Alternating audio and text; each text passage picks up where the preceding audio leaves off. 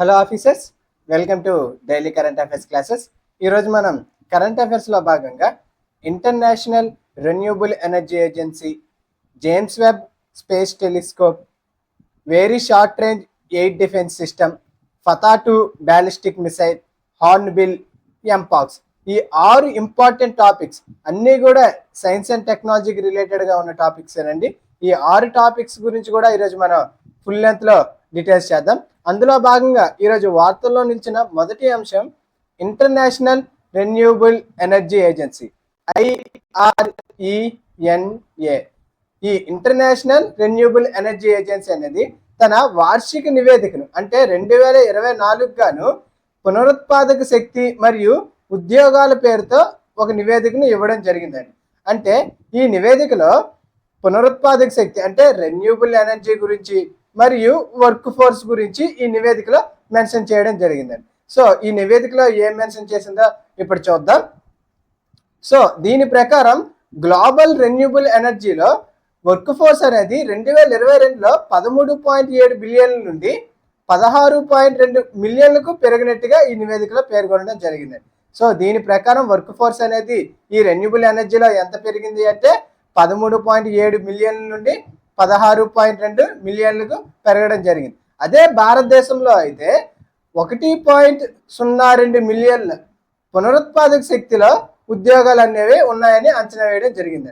అంటే 2023కు గాను భారతదేశంలో 10 లక్షల ఉద్యోగాలు అనేవి ఈ పునరుత్పాదక శక్తిలో ఉన్నాయి, అంటే ఈ రెన్యూబుల్ ఎనర్జీలో ఉన్నాయని ఈ రిపోర్ట్ అనేది పేర్కొనడం జరిగింది. సో ఈ రిపోర్ట్ ప్రకారం అత్యధిక ఉద్యోగాలు కనిపిస్తున్న సెక్టర్ ఏది అంటే హైడ్రో పవర్ అండి. ఈ హైడ్రో పవర్లో అంటే రెన్యూబుల్ ఎనర్జీలో అత్యధికంగా ఉద్యోగాలు ఈ హైడ్రో పవర్లో కలవు. తర్వాత సోలార్ ఫోటోవాల్టాయిక్లో సెకండ్గా అత్యధిక ఉద్యోగాలు కల్పించడం జరుగుతుందండి. అంటే దీని ప్రకారం మొదటిగా హైడ్రోలో కనిపిస్తున్నది, సెకండ్గా సోలార్లో కల్పించడం జరుగుతుందండి. సో దీనికి రిలేటెడ్గానే భారతదేశం ఇందులో భాగంగానే భారతదేశం 2023లో 9.7 గిగావాట్ల సౌర సామర్థ్యాన్ని కలిగి ఉంది, అంటే యాడ్ చేసింది ఈ 2023కు గాను అనేది ఈ నివేదికలో పేర్కొనడం జరిగింది. దీనివల్ల 2023 నాటికి భారతదేశంలో టోటల్ సోలార్ ఎనర్జీ ఎంత ఉంది అంటే 72.7 గిగావాట్లు. కొన్ని రిపోర్ట్లో మనం 73 కూడా చూడడం జరిగిందండి. అంటే అరౌండ్ 73 గిగావాట్లకు భారతదేశం 2023లో చేరుకోవడం జరిగిందండి. దీనివల్ల ప్రపంచంలోనే సౌర సామర్థ్యంలో ఎన్నో స్థానంలో నిలిచిందంటే 5వ స్థానం అండి. ఈ ర్యాంక్ అనేది చాలా ఇంపార్టెంట్. సౌర సామర్థ్యంలో భారతదేశం ఎన్నో స్థానంలో నిలిచింది, 5వ స్థానంలో నిలవడం జరిగింది. అదే 2023లో గ్రిడ్ కనెక్టెడ్ సోలార్ పీవీలో భారతదేశం అనేది 2.38 లక్షల ఉద్యోగాలను కల్పించడం జరిగిందండి. సో సోలార్ గ్రిడ్ కనెక్టెడ్లో ఎన్ని ఉద్యోగాలు అంటే 2.38 లక్షల ఉద్యోగాలు కలవు. సో దీనికి రిలేటెడ్గా ఇంకొక ఇంపార్టెంట్ రిపోర్ట్ ఏంటంటే పవన శక్తి సామర్థ్యం గురించి ఈ నివేదికలో పేర్కొనడం జరిగింది. సో దీని ప్రకారం 2023లో భారతదేశంలో పవన శక్తి సామర్థ్యం ఎంత కలదు అంటే 44.7 గిగావాట్లు. ఇది కూడా చాలా ఇంపార్టెంట్. ప్రపంచవ్యాప్తంగా ఇది ఎన్నో ప్లేస్లో ఉంది అంటే 4వ స్థానంలో నిలవడం జరిగింది. సో పవన శక్తి సామర్థ్యంలో ప్రపంచంలో భారతదేశం ఎన్నో ర్యాంక్లో ఉంది అంటే 4వ స్థానంలో ఉంది. అదే సోలార్లో అయితే 5th స్థానంలో ఉంది. ఈ రెండు కూడా చాలా ఇంపార్టెంట్ అండి. సో ఈ 2023లో 2.8 గిగావాట్లు యాడ్ చేయడం జరిగిందండి, అంటే వాల్యూగా జోడించడం జరిగింది ఈ 2023కు గాను. సో దీనికి రిలేటెడ్గా ఇక్కడ మనం ఈ ఇంపార్టెంట్ సంస్థ ఏ సంస్థ అంటే ఇంటర్నేషనల్ రెన్యూబుల్ ఎనర్జీ ఏజెన్సీ గురించి చూద్దాం. సో దీన్ని మొదటిసారిగా ఎప్పుడు ఏర్పాటు చేయడం జరిగింది అంటే ఇది 2009లో ఏర్పాటు చేయడం జరిగిందండి. దీన్ని ఎప్పుడు ప్రారంభించడం జరిగింది అంటే ఇది చాలా ఇంపార్టెంట్. 2009లో దీన్ని ప్రారంభించడం జరిగింది. దీని యొక్క హెడ్ క్వార్టర్స్ ఎక్కడ కలదు అంటే UAEలో కలదండి. UAEలో దీని యొక్క హెడ్ క్వార్టర్స్ కలదు. దీనిలో టోటల్గా 169 సభ్య దేశాలు కలవు. అందులో భారతదేశం కూడా ఒక సభ్య దేశం అండి. సో ఇందులో భారతదేశం కూడా ఒక సభ్య దేశంగా కలదు. ఇందులో టోటల్గా ఎన్ని దేశాలు కలవు అంటే 169 దేశాలు కలవు.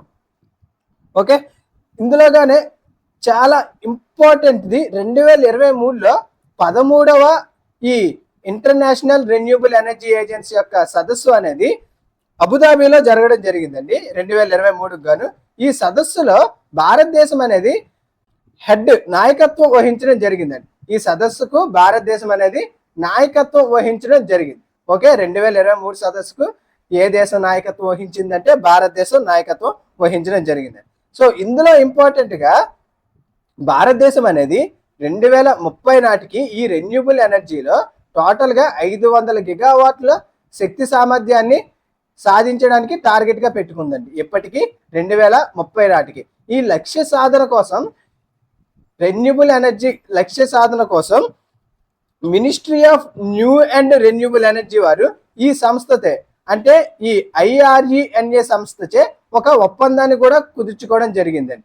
సో భారతదేశం అనేది 2030 నాటికి 500 గిగావాట్లు సాధించడానికి లక్ష్యంగా పెట్టుకుంది. అందులో భాగంగానే ఈ సంస్థతో ఇంటర్నేషనల్ రెన్యూబుల్ ఎనర్జీ ఏజెన్సీతో ఒక ఒప్పందం కూడా కుదుర్చుకోవడం జరిగిందండి. సో దీని యొక్క ముఖ్య లక్ష్యం ఈ ఇంటర్నేషనల్ రెన్యూబుల్ ఎనర్జీ ఏజెన్సీ యొక్క ముఖ్య లక్ష్యం ఏమిటి అంటే అంతర్జాతీయంగా సహకారం అందించడం. సో ఏమైనా దేశాలు రెన్యూబుల్ ఎనర్జీలో ఏమైనా టార్గెట్స్ పెట్టుకుంటే వాటికి సహాయం అందించడం ఈ సంస్థ యొక్క ముఖ్య లక్ష్యం అండి. అందులో భాగంగానే అత్యాధునిక పరిజ్ఞానం అన్నింటినీ కూడా ఇది అందించడం జరుగుతుంది. సో అందువల్ల ఈ సంస్థ కూడా చాలా ఇంపార్టెంట్. ఈ సంస్థ అనేది మన భారతదేశంలో ఏ మినిస్ట్రీతో ఒప్పందం చేసుకుంది అంటే ministry of new and renewable ఎనర్జీతో ఒక ఒప్పందాన్ని చేసుకోవడం జరిగింది. ఎందుకు ఈ ఒప్పందం అంటే 2030 నాటికి 500 గిగావాట్లకు ఈ రెన్యూబుల్ ఎనర్జీని రీచ్ అవ్వడం టార్గెట్ లో భాగంగా ఈ ఒప్పందాన్ని చేసుకోవడం జరిగింది. ఓకే, నెక్స్ట్ కరెంట్ అఫైర్స్ లో ఉన్న ఇంకొక ఇంపార్టెంట్ చెరోన్ అంటే ఈ జేమ్స్ వెబ్ స్పేస్ టెలిస్కోప్ అనేది తాజాగా ప్లూటో యొక్క చంద్రుడిపై అంటే ఈ చెరోన్ పై ఒక కార్బన్ డైఆక్సైడ్ వాయువును మరియు హైడ్రోజన్ పెరాక్సైడ్ ను గుర్తించడం జరిగింది. ఎక్కడ అంటే ప్లూటో చంద్రుడైన చెరోన్ పై ఏమి గుర్తించింది అంటే కార్బన్ డైఆక్సైడ్ ను మరియు హైడ్రోజన్ పెరాక్సైడ్ ను గుర్తించడం జరిగింది ఈ జేమ్స్ వెబ్ స్పేస్ టెలిస్కోప్ అండి. సో దీనికి రిలేటెడ్ గా మనము ఈ జేమ్స్ వెబ్ స్పేస్ టెలిస్కోప్ ని చూద్దామండి. దీన్ని ఎప్పుడు ప్రారంభించారు ఈ జేమ్స్ వెబ్ టెలిస్కోప్ ని అంటే 2021 డిసెంబర్ 25న దీన్ని ప్రారంభించడం జరిగిందండి. సో ఈ జేమ్స్ వెబ్ స్పేస్ టెలిస్కోప్ ను ఎప్పుడు ప్రారంభించారు అంటే 2021 డిసెంబర్ 25 నాడున దీన్ని ప్రారంభించడం జరిగిందండి. ఇది ఒక అతిపెద్ద మరియు అత్యంత శక్తివంతమైన టెలిస్కోప్ అండి.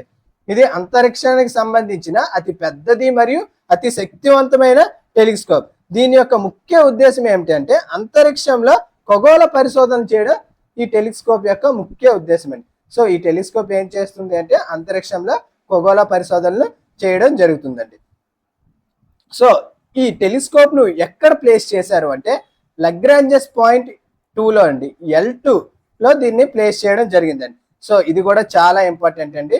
ఈ జేమ్స్ వెబ్ టెలిస్కోప్ ను ఏ పాయింట్ లో ప్రవేశపెట్టారు L1 are L2 are L3 అంటే L2లో దీన్ని ప్రవేశపెట్టడం జరిగింది. ఈ లగ్రాంజెస్ పాయింట్ అనేది భూమి నుండి కొన్ని మిలియన్ దూరంలో ఇది ఉండడం జరుగుతుంది.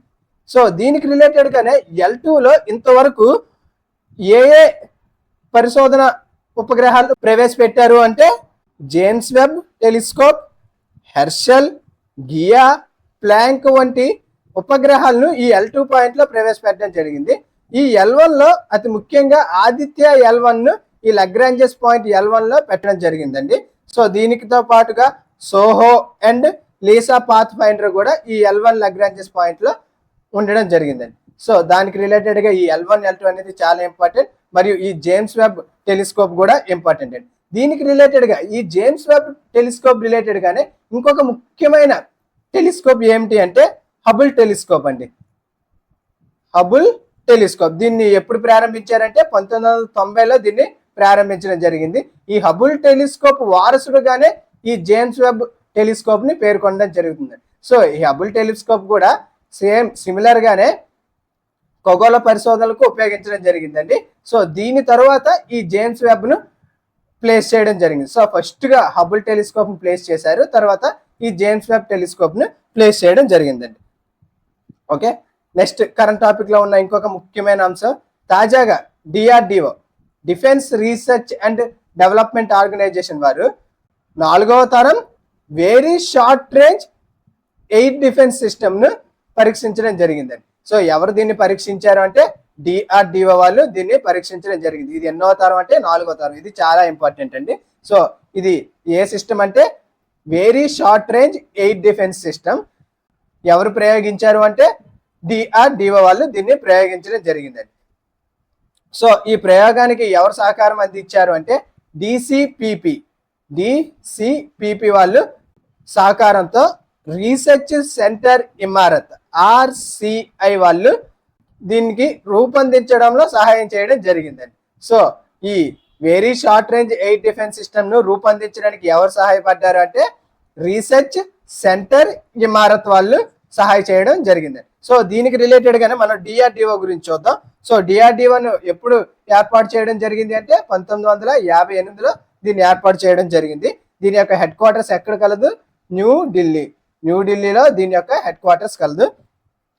సో దీని యొక్క ప్రస్తుత చైర్మన్ ఎవరంటే సమీర్ వి కామత్. దీని యొక్క ప్రస్తుత చైర్మన్ సమీర్ వి కామత్. ఇందులో భాగంగానే ఈ డిఆర్డిఓ చేపట్టిన మొట్టమొదటి ప్రాజెక్ట్ ను మనం ఖచ్చితంగా గుర్తుపెట్టుకోవాలండి. ఎగ్జామ్ పర్స్పెక్టివ్ ఈ ప్రాజెక్ట్ చాలా ఇంపార్టెంట్. ఈ ప్రాజెక్ట్ పేరు ఏంటి అంటే IndiGo project. So IndiGo project కు భారతదేశంతో పాటు ఎవరు సహకారం అందించారు అంటే స్విట్జర్లాండ్. సో ఈ ప్రాజెక్ట్ యొక్క ముఖ్య లక్ష్యం ఏమిటి అంటే surface to air missile Sam missile surface to air missile ను రూపొందించడం ఈ ప్రాజెక్ట్ యొక్క ముఖ్య ఉద్దేశం అని. కానీ ఈ ప్రాజెక్ట్ అనేది ఆపేయడం జరిగింది. కానీ ఈ డిఆర్డిఓ ప్రారంభించిన మొదటి ప్రాజెక్ట్ ని ఖచ్చితంగా మన ఎగ్జామ్ పర్స్పెక్టివ్ లో గుర్తుపెట్టుకోవాలి. ఆ ప్రాజెక్టే ఇండిగో ప్రాజెక్ట్. దీన్ని ఎప్పుడు ప్రారంభించడం జరిగింది అంటే 1962లో. కానీ డిఆర్డిఓ ఎప్పుడు ఏర్పడింది? 1958లో ఏర్పాటు అవ్వడం జరిగింది. కానీ ఈ ఇండిగో ప్రాజెక్ట్ ని ఎప్పుడు మొదటిసారిగా ప్రారంభించారంటే 1962. ఇందులో ఏ ఏ దేశాలు పార్టిసిపేట్ చేశాయంటే ఇండియా మరియు స్విట్జర్లాండ్ భాగస్వాములుగా కలవు. ఓకే, అది ఫ్రెండ్స్ ఇది డిఆర్డిఓకి రిలేటెడ్ గా ఉన్న కరెంట్ ఇష్యూ.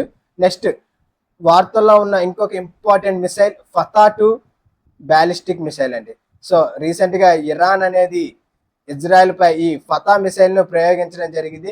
ఇజ్రాయెల్ కూడా వీటిని సమర్థవంతంగా తమ యొక్క ఐరన్ డోమ్లతో వీటిని నిలిపివేయడం కూడా జరిగింది. సో దీనికి రిలేటెడ్ గా మనము ఇజ్రాయెల్ యొక్క ఐరన్ డోమ్ మరియు ఇరాన్ యొక్క ఫతా మిసైల్ గురించి తెలుసుకుందాం. సో ఈ ఫతా అంటే పార్సీలో విజేత అని అర్థం అండి. సో దీన్ని పార్సీలో విజేత అని అర్థం. ఇది ఒక హైపర్సోనిక్ బ్యాలిస్టిక్ మిసైల్ అండి. సో మిసైల్ లో సాధారణంగా మనము బ్యాలిస్టిక్ మరియు క్రూయిజ్ మిసైల్ చూస్తాం. ఇది ఏ మిసైల్ అంటే బ్యాలిస్టిక్ మిసైల్. అంటే ఇది ఒక పారాబోలిక్ పాత్ లో ప్రయాణించడం జరుగుతుంది మరియు లాంగ్ డిస్టెన్స్ లో కూడా ఈ బ్యాలిస్టిక్ మిసైల్స్ అనేవి జర్నీ చేయడం జరుగుతుంది. అంటే ఇరాన్ నుండి ఇజ్రాయెల్ వరకు ఈ బ్యాలిస్టిక్ మిసైల్ అనేది జర్నీ చేయడం జరుగుతుంది. సో ఇందులో భాగంగానే దీని యొక్క స్పీడ్ ఏమిటి అంటే హైపర్సోనిక్ స్పీడ్ అండి. అంటే మనకు స్పీడ్ లో భాగంగా మిసైల్ ని 3 రకాలుగా డివైడ్ చేయడం జరుగుతుంది. అందులో భాగంగా మొదటిది సబ్సోనిక్, తర్వాత సూపర్ సోనిక్, తర్వాత హైపర్సోనిక్ అండి. సో ఈ ఫతా మిసైల్ అనేది హైపర్సోనిక్ కేటగిరీకి చెందింది. అంటే దీని యొక్క స్పీడ్ అరౌండ్ ఎంత ఉంటుందంటే 5 మ్యాక్స్ స్పీడ్. అంటే సౌండ్ కంటే ధ్వని కంటే 5 రెట్లు వేగంతో ఇది ప్రయాణించడం జరుగుతుంది. అదే సబ్సోనిక్ లో అంటే ధ్వని కంటే తక్కువ, అంటే 0.8 మాక్ స్పీడ్ తో ప్రయాణించడం జరుగుతుంది. అదే సూపర్ సోనిక్ లో అయితే 2 నుంచి 3 రెట్లు అధికంగా, ధ్వని కంటే 2 నుంచి 3 రెట్లు అధికంగా ఇది ప్రయాణించడం జరుగుతుంది. ఈ మిసైల్ అనేది ఏ కేటగిరీ అంటే hypersonic. So Fatah hypersonic ballistic చెప్పాను. హైపర్సోనిక్ గురించి చూసాం, బ్యాలిస్టిక్ గురించి చూసాం. సో దీన్ని ఏ దేశం మీదకి ప్రవేశపెట్టింది అంటే విడిచిపెట్టింది అంటే ఇజ్రాయెల్ మీదకు విడిచిపెట్టడం జరిగిందండి. సో ఇది hypersonic glide vehicle war head తో అమర్చబడి ఉంటుందండి. సో ఇది ఏ స్పీడ్ తో వెళ్తుందంటే హైపర్సోనిక్ స్పీడ్ తో వెళ్ళడం జరుగుతుంది. ఓకే, దీనికి రిలేటెడ్ గానే మనకి కరెంట్ అఫైర్స్ లో ఉన్న ఇంకొక ముఖ్యమైన ఇష్యూ, ఈ ఫతా మిసైల్ ని ఇజ్రాయెల్ అనేది ఏ డిఫెన్స్ సిస్టమ్ తో ఎదుర్కొంది అంటే ఇజ్రాయిల్ ఐరన్ డోమ్ తో వీటిని సమర్థవంతంగా ఎదుర్కొందని. అందువల్ల ఈ తాజాగా ఈ డిఫెన్స్ సిస్టమ్ అనేది కూడా న్యూస్ లో నిలవడం జరిగింది. సో ఈ ఇజ్రాయిల్ ఐరన్ డోమ్ అనేది ఎప్పుడు తన సైన్యంలోకి తీసుకుంది అంటే 2011లో దీనిని సైన్యంలోకి తీసుకోవడం జరిగిందండి. అంటే ఇది 2011 నుంచి అమలు చేయడం జరిగింది. ఇది ఇజ్రాయెల్ స్వతహాగా తయారు చేసుకున్న ఒక డిఫెన్స్ సిస్టమ్ అండి. దీనికి రిలేటెడ్ గానే మనము ప్రపంచంలో డిఫెన్స్ సిస్టమ్స్ గురించి చూద్దాం. అందులో భాగంగా ముఖ్యంగా యునైటెడ్ స్టేట్స్ ఆఫ్ అమెరికాలో పేట్రియాట్ అనే డిఫెన్స్ సిస్టమ్ మరియు థాడ్ terminal high altitude area defence. ఈ థాడ్ మరియు పేట్రియట్ కూడా ఏ దేశానికి సంబంధించిన డిఫెన్స్ సిస్టమ్ అంటే యుఎస్ఏ అండి. మనకి ఎగ్జామ్ పర్స్పెక్టివ్ లో దీనికి రిలేటెడ్ గానే అడుగుతాడండి. థాడ్ అనే డిఫెన్స్ సిస్టమ్ ఏ దేశాన్ని కలిగి ఉంది అనే విధంగా అడుగుతాడు. యుఎస్ఏ, ఇజ్రాయెల్, ఇరాన్ ఈ విధంగా అడుగుతాడండి. అందువల్ల మనం ప్రపంచ దేశాల యొక్క డిఫెన్స్ సిస్టమ్ కూడా ఎగ్జామ్ పర్స్పెక్టివ్ లో ఖచ్చితంగా గుర్తుపెట్టుకోవాలి. అందులో భాగంగా యుఎస్ఏ అనేది పేట్రియట్ మరియు థాడ్. రష్యా అనేది S-400 అండి. ఇది ఖచ్చితంగా ఇంపార్టెంట్, ఎందుకంటే ఈ S-400 అనేది భారతదేశం తాజాగా దిగుమతి చేసుకోవడం జరిగింది. మరియు భారతదేశం కూడా తన డిఫెన్స్ సిస్టంలో ప్రస్తుతానికి ఈ S-400 నే యూజ్ చేయడం జరుగుతుంది. అందువల్ల ఈ S-400 ని ఎవరు తయారు చేశారు అంటే రష్యా అనేది తయారు చేయడం జరిగింది. తాజాగా ఎవరు దిగుమతి చేసుకున్నారు? భారతదేశం దిగుమతి చేసుకోవడం జరిగింది. S-400 అనేది ఏ దేశం యొక్క డిఫెన్స్ సిస్టమ్ అంటే రష్యా మరియు ఇండియన్ యొక్క డిఫెన్స్ సిస్టమ్ అని. సో దీనికి రిలేటెడ్ గా మనం ఇండియన్ యొక్క ప్రాజెక్ట్ కుషా గురించి చూద్దామండి. సో ఇది చాలా ఇంపార్టెంట్ ప్రాజెక్ట్ అండి, ప్రాజెక్ట్ కుషా. దీన్ని ఇండియన్ డిఫెన్స్ సిస్టమ్ ను మెరుగుపరచడం కోసం ఈ ప్రాజెక్ట్ కుషాను ప్రారంభించడం జరిగింది. ఇందులో భాగంగా భారతదేశం 2028-29 నాటికి స్వదేశీ నాలెడ్జ్తో, స్వదేశీ పరిజ్ఞానంతో సొంత డిఫెన్స్ సిస్టమ్ ను తయారు చేసుకోవడానికి ఈ ప్రాజెక్ట్ కుషాను ఏర్పాటు చేయడం జరిగింది. అంటే ఇజ్రాయెల్ ఐరన్ డోమ్ లేదా రష్యా యొక్క S-400 లాగా ఇండియాకు కూడా ఒక సొంత డిఫెన్స్ సిస్టమ్ ఉండాలి అని ప్రాజెక్ట్ కుషాను ప్రారంభించడం జరిగిందండి. సో దీన్ని ఎప్పుడు తీసుకురానున్నారు అంటే 2028-29 నాటికి తీసుకురావడానికి ప్రయత్నాలు చేస్తున్నారు. సో అందువల్ల కూడా ఈ ప్రాజెక్ట్ కుషా అనేది కూడా ఈ డిఫెన్స్ సిస్టమ్ లో చాలా ఇంపార్టెంట్. నెక్స్ట్, ఫ్రాన్స్ దగ్గర ఉన్న డిఫెన్స్ సిస్టమ్ నేమ్ ఏమిటి అంటే SAMP శాంప్. ఫ్రాన్స్ దగ్గర ఉన్నది శాంప్. అదే దక్షిణ కొరియా దగ్గర అయితే Korea air and missile defence అండి, Korea air and missile defence. So ఇదండి దీనికి రిలేటెడ్ గా ఉన్న ఎంటైర్ కరెంట్ అఫైర్స్. నెక్స్ట్ ఇంకొక ఇంపార్టెంట్ కరెంట్ అఫైర్స్ లో ఉన్న ఫెస్టివల్ హార్న్బిల్ ఫెస్టివల్. సో ఈ హార్న్బిల్ ఫెస్టివల్ ను ఎక్కడ జరుపుకుంటారంటే నాగాలాండ్ లో జరుపుకోవడం జరుగుతుందండి. సో ఈ ప్రస్తుతం ఇది December 2024 లో ఈ ఫెస్టివల్ ను డిసెంబర్ లో జరుపుకొని ఉన్నారు. సో ఈ 2024 గాను ఈ ఫెస్టివల్ ప్రారంభమై 25 సంవత్సరాలు అవుతుందని, అంటే ఒక సిల్వర్ జూబ్లీని కంప్లీట్ చేసుకుని ఉంది. అందువల్ల ఈ ఫెస్టివల్ కూడా చాలా ఇంపార్టెంట్. 25 సంవత్సరాలుగా ఈ ఫెస్టివల్ ను జరుపుకుంటున్నారండి. ఎక్కడ అంటే నాగాలాండ్ లో. ఈ ఫెస్టివల్ కు ఇంకొక పేరు ఏమిటంటే ఫెస్టివల్ ఆఫ్ ఫెస్టివల్ అండి, అంటే పండుగలకే పండుగగా దీన్ని పేర్కొంటారండి. అంటే ఈ హార్న్బిల్ ఫెస్టివల్ నే పండుగలకు పండుగగా కూడా జరుపుకుంటారండి. ఎక్కడ అంటే నాగాలాండ్ లో జరుపుకుంటారు. దీన్ని మొదటిగా ఏ సంవత్సరం ప్రారంభించారు అంటే మొదటిగా 2000 ఇయర్లో 2000 సంవత్సరంలో నాగాలాండ్ యొక్క క్యాపిటల్ సిటీ కోహిమాలో దీన్ని మొదలు పెట్టడం జరిగిందండి. సో ఎప్పుడు దీన్ని ప్రారంభించారంటే 2000లో దీన్ని ప్రారంభించడం జరిగిందండి. సో ఈ ఫెస్టివల్ యొక్క ముఖ్య ఉద్దేశం కూడా ఏమిటంటే ఇది నాగాలాండ్ లో ఒక పర్యాటక కార్యక్రమంగా కూడా ఇది పరిణామం చెందుతూ వచ్చింది. సో మొదట్లో ఇది ఫెస్టివల్ గా కంటిన్యూ అవుతూ ఇప్పుడు ఇది ఒక పర్యాటక కార్యక్రమంగా కూడా ఏర్పాటు అవడం జరిగిందండి. సో ఈ ఫెస్టివల్ అనేది ఇప్పుడు అరౌండ్ 10 రోజుల పాటు ఇది జరుగుతుందండి. సో ఇప్పుడు ఇది 10 రోజుల పాటు జరుగుతుంది. స్టార్టింగ్ లో అయితే కేవలం 3 రోజులు మాత్రమే జరిగేది. ఇప్పుడు అలా దీన్ని ఎక్స్టెండెడ్ గా 10 రోజులు జరుపుకుంటూ వస్తుంది. దీని యొక్క లక్ష్యం ఏమిటి అంటే గిరిజనుల మధ్య పరస్పర చర్యలు ప్రోత్సహించడం ఈ ఫెస్టివల్ యొక్క ముఖ్య లక్ష్యం అండి. సో దానితో పాటుగా ఈ టూరిజం వలన ఈ సాంస్కృతిక వారసత్వాన్ని కూడా ప్రోత్సహించడం ఈ పండుగ యొక్క ముఖ్య ఉద్దేశం అండి. సో ఇది ఏ ఫెస్టివల్ అంటే హార్న్బిల్ ఫెస్టివల్ అండి. సో దీనికి రిలేటెడ్ గానే మనము ఎకాలజీ, ఎన్వైరన్మెంట్ కి రిలేటెడ్ గా ఈ హార్న్బిల్ బర్డ్ గురించి తెలుసుకుందాం. హార్న్బిల్ అనేది ఒక పక్షి అండి. సో ఈ హార్న్బిల్ పక్షి గురించి కూడా తెలుసుకుందాం. ఇది సాధారణంగా ఎక్కడ ఉంటుంది అంటే ఉష్ణమండలం, ట్రాపికల్ జోన్స్ మరియు సబ్ ట్రాపికల్ ఏరియాలో, అంటే ఆఫ్రికా మరియు ఆసియాలో కనిపించే ఒక పక్షుల కుటుంబం అండి. సో ఇది ఉష్ణమండలాలు మరియు ఉప ఉష్ణ మండలాల్లో దీన్ని గుర్తించడం జరుగుతుంది. ముఖ్యంగా ఆఫ్రికా మరియు ఏసియాలో కనిపించే ఒక పక్షి కుటుంబం అండి. దీంట్లో అంటే భారతదేశంలో అరౌండ్ ఈ పక్షి కుటుంబానికి సంబంధించి 9 రకాల హార్న్బిల్స్ ను భారతదేశంలో గుర్తించడం జరిగిందండి. సో ఇది చాలా ఇంపార్టెంట్ అండి. భారతదేశంలో ఎన్ని రకాలు ఈ హార్న్బిల్స్ జాతులు కలవంటే 9 రకాలు కలవండి. వీటిని అధికంగా కూడా ఈశాన్య ప్రాంతం అంటే నార్త్ ఈస్టర్న్ రీజియన్ లో మాత్రమే వీటిని అధికంగా గుర్తించడం జరిగింది. అందులో భాగంగానే ఈ గ్రేటర్ హార్న్బిల్స్ ను అరుణాచల్ ప్రదేశ్ మరియు కేరళ యొక్క రాష్ట్ర పక్షిగా పేర్కొనడం కూడా జరిగిందండి. సో ఇది కూడా చాలా ఇంపార్టెంట్. ఈ ఫెస్టివల్ అనేది నాగాలాండ్ లో జరిగిన, కానీ నాగాలాండ్కి ఇది ఒక రాష్ట్ర పక్షి కాదండి, ఇది అరుణాచల్ ప్రదేశ్ యొక్క రాష్ట్ర పక్షిగా పేర్కొనడం జరిగింది. మరియు సదర్న్ రాష్ట్రాల్లో చూస్తే కేరళ దీనిని రాష్ట్ర పక్షిగా ఎన్నుకోవడం జరిగింది. సో దీని యొక్క ముఖ్య ప్రాముఖ్యత, ఈ హార్న్బిల్ యొక్క ముఖ్య ప్రాముఖ్యత ఏమిటి అంటే ఇది ఫారెస్ట్ ఇంజనీర్లు మరియు అటవీ రైతులుగా కూడా పిలవడం జరుగుతుందండి. అంటే ఇది విత్తనాలను వెదజల్లడంలో కీలక పాత్ర పోషించడం జరుగుతుందండి. ఓకే, ఈ హార్న్బిల్ పక్షి అనేది విత్తనాలను వెదజల్లడంలో కీలక పాత్ర వహించడం వల్ల వీటిని ఫారెస్ట్ ఇంజనీర్లు లేదా అటవీ రైతులుగా కూడా పిలవడం జరుగుతుంది. దీని యొక్క IUCN స్థితి చూస్తే ఇది దాదాపు నియర్ థ్రెటన్ స్థితిలో ఉందండి. మరియు సైట్స్ లిస్ట్ లో అనుబంధ 1 జాబితాలో దీన్ని చేర్చడం జరిగిందండి. సో దీని యొక్క స్థితులు కూడా చాలా important. Okay, next current affairs లో ఉన్న సైన్స్ అండ్ టెక్నాలజీకి రిలేటెడ్ గా వ్యాధులు లెసన్ లో దీన్ని మనం రిలేట్ చేసుకుంటూ చదవచ్చండి. డిసీజెస్ లెసన్ లో ఈ ఎంపాక్స్ చాలా ఇంపార్టెంట్ అండి, ఎందుకంటే తాజాగా ఇది కంటిన్యూస్ గా వార్తల్లో నిలవడం జరుగుతుంది. సో ఇటీవల వరల్డ్ హెల్త్ ఆర్గనైజేషన్ దీనిపై ఒక ఎలినిటీ MPXV అనే కొత్త పరీక్షా విధానాన్ని కూడా ఆమోదించడం జరిగింది. అంటే ఈ ఎంపాక్స్ మంకీ పాక్స్ యొక్క వ్యాధి నిర్ధారణ కోసం ఒక టెస్ట్ కిట్ ను తీసుకురావడం జరిగిందండి. దాని నేమ్ ఏమిటి అంటే ఎలినిటీ MPXV. ఇది చాలా ఇంపార్టెంట్, ఇది గుర్తుపెట్టుకోవాలండి, ఎలినిటీ MPXV.